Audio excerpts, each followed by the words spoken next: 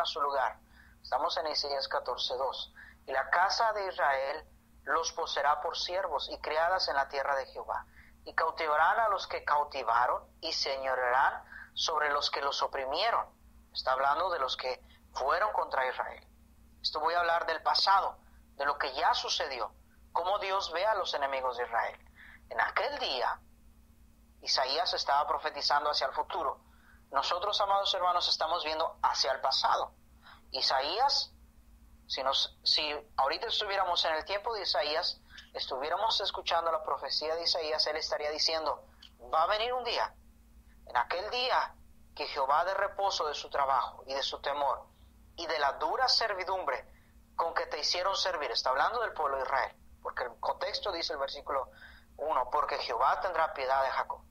Versículo 4, pronunciarás este proverbio contra el rey de Babilonia y dirás, contra sus enemigos, el pueblo de Israel, contra sus enemigos. Note, cómo paró el opresor, cómo acabó la ciudad codiciosa de oro. Babilonia, una ciudad, en la historia secular tenemos información amplia acerca de eso también, acerca de cómo fueron los jardines colgantes, etcétera, etcétera, el imperio que fue en su tiempo Babilonia. Fue un imperio mundial, no fue un reino, fue un imperio que gobernaba el mundo conocido en aquel entonces. Estaba en contra de Israel. Versículo 4, pronunciará este proverbio contra el rey de Babilonia, contra el rey, y dirás, ¿cómo paró el opresor y cómo acabó la ciudad codiciosa de oro? Quebrantó Jehová el báculo de los impíos, el cetro de los señores, hablando de cada rey que gobernó en Babilonia. El que hería a los pueblos con furor, con llaga permanente. Isaías, aquí, inspirado por el Espíritu Santo, nos dice cómo era el reino, cómo actuaban contra sus enemigos, los babilónicos. Dice ahí, él quería a los pueblos con furor, con llaga permanente. Eso quiere decir, el que se enseñoreaba de las naciones con ira y las perseguía con crueldad. Llegaba a un lugar y lo devastaba y lo aniquilaba. Todos los hombres, todo varón exterminaba y tomaba solamente las mujeres, niñas, y las llevaba consigo para que ellas tomaran parte ahora de su cultura y destruir todos los hombres. Dice, versículo 7, toda la tierra está en reposo. ¿Por qué? Porque su reino iba a terminar, iba a tener un fin. Toda la tierra estaba en reposo y en paz. Se cantaron alabanzas. ¿Por qué? Porque su reino iba a llegar un día en que iba a terminar. Toda la tierra estaba llena de su opresión. Dice ahí, toda la tierra está en reposo cuando ese reino termine. Se cantaron alabanzas. Versículos 8 dice, aún nos da más detalles. No solamente la gente, sino la naturaleza. Da gracias a Dios porque terminó el reino. Aún los cipreses, los árboles, se regocijaron a causa de ti, y los cedros del Líbano diciendo, desde que tú pereciste, hablando de los reyes, no ha subido cortador contra nosotros. Hablando de que aún la naturaleza dio gracias a Dios porque su reino había sido terminado. ¿Quién lo terminó? Vamos a ver más adelante. Entonces estamos viendo cómo era el gobierno de Babilonia, cómo eran los reyes, cómo eran, cómo actuaban contra los demás pueblos, contra los más reyes. Dice el versículo número 9, y esto lo usamos normalmente, y ahorita lo va a ver. Versículo 9, el Seol abajo, se espantó de ti. Cuando llegaron aquellos hombres inconversos al infierno, dice que el infierno se espantó cuando ellos llegaron. ¿Por qué? Porque era tal su maldad con la gente. Despertó muertos, en tu venida saliesen a recibirte. Está haciendo una comparación. El infierno, correcto que lo tenemos como algo terrible, pero dice, estas gentes eran de una manera que actuaban mal contra la gente. Terrible era su manera de ser. Dice, hizo levantar sus sillas a todos los príncipes de la tierra, a todos los reyes de las naciones. Todos ellos darán voces y te dirán, tú también te debilitaste como nosotros y llegaste a ser como nosotros. Las naciones de la tierra, hablando de los inconversos, que estarán en el infierno, recibirán a todos esos reyes. Descendió al Seol tu soberbia. Y aquí está hablando de los reyes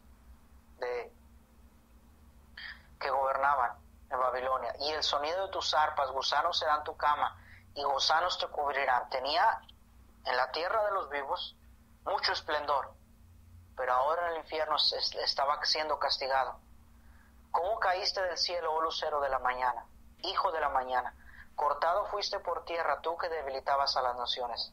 Cada rey de Babilonia iba y conquistaba y destruía, arrasaba, de tal manera que cada rey quería ser aún más que Dios. En la historia secular vemos, amados hermanos, que en Babilonia había un sinfín de dioses falsos. Y de ahí posiblemente todos los dioses falsos conocidos hasta hoy en día descienden de aquel entonces. Y dice ahí que estos reyes querían ponerse todavía encima de sus dioses. Querían ser como un Dios altísimo. En otras palabras, ellos querían ser iguales al Dios Todopoderoso. Por eso dice ahí, ¿cómo caíste del cielo, oh lucero, hijo de la mañana? Cortado fuiste por tierra, tú que debilitabas a las naciones, tú que decías en tu corazón. Y eso nos da la idea y nos lleva al punto de decir, igual que nuestro enemigo, nuestro acusador. Tú que decías en tu corazón, subiré al cielo, en lo alto, junto a las estrellas del Dios, junto a las estrellas de Dios, levantaré mi trono, y en el monte del testimonio me sentaré, en el monte de Dios. A los lados del norte seré igual que Dios, estaban diciendo los reyes. Sobre las alturas de las nubes subiré y seré semejante al Altísimo. Estos reyes, amados hermanos, decían, tenemos dioses, pero nosotros somos superior a estos dioses. Somos igual que el Dios supremo que existe en el universo. En otras palabras, se hacían iguales a Dios. Entonces, el pueblo de Israel decía, estas personas quieren ser así, pero ellos no saben, ellos nos conocen, ellos son hombres y no saben.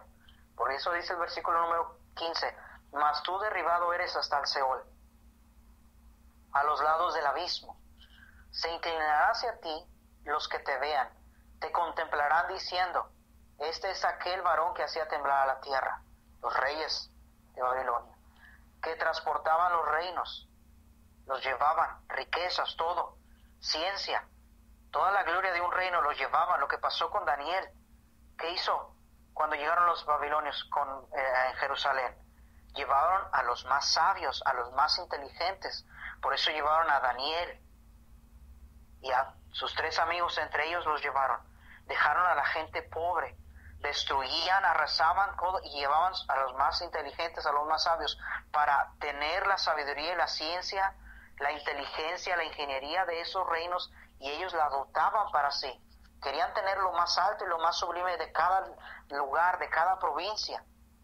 Pero estos reyes, Dios les dice y los juzga. Más, versículo 15, mas tú derribado eres hasta el Seol, a los lados del abismo. Se inclinarán hacia ti los que te vean, te contemplarán diciendo, ¿este es aquel varón que hacía temblar la tierra, que transportaba los reinos? Versículo 17, que puso el mundo como un desierto, que asoló sus ciudades y que a sus presos nunca abrió la cárcel. Esta era la distinción de los babilonios. De tal manera tan aguerridos eran, tan perversos eran cuando conquistaban, que cuando llegaban y tomaban por presos, dice la Biblia, que tomaban por presos y nunca les daban libertad. De tal manera era en que ellos era su maldad. Nunca sus presos veían la libertad. Morían en la cárcel de por vida. Todos los reyes de las naciones, todos ellos yacen contra cada uno en su morada. ¿Por qué? Pero tú echado eres de tu sepulcro como vástago abominable, como vestido de muertos pasados a espada. Esto es aquellos que son en contra de Israel, que descendieron al fondo de la sepultura como cuerpo muerto y hado. Versículo 20, no serás contado con ellos en la sepultura, porque tú destruiste tu tierra, aún su propia tierra. Mataste a tu pueblo, no tenían misericordia con su pueblo. No será nombrada para siempre la descendencia de los malignos. Dios dice, preparad sus hijos para el matadero, por la maldad de sus padres, no se levanten, ni posean la tierra, ni llenen las ciudades de la faz del mundo. Porque yo, está hablando aquí Dios, yo me levantaré contra ellos. Amados hermanos, debemos de tener cuidado de estar en contra de Israel. Dios dice, porque yo me levantaré contra ¿quién? Contra Babilonia. Isaías estaba profetizando, sí van a venir, sí van a Dios va a utilizar a Babilonia para juzgar al pueblo de Israel, porque nos hemos alejado, hemos dejado a Dios. Pero Dios se está diciendo a través de Isaías, pero este pueblo un día va a ser juzgado. Este enemigo nuestro un día va a ser juzgado de parte de Dios. ¿Se da cuenta la misericordia de Dios diciendo, Dios nos va a dar el castigo? Nos hemos alejado de Él. Pero dice Dios a través de Isaías, pero Dios va a tener misericordia aún de nosotros. Si nos arrepentimos, Dios aún nos va a aceptar.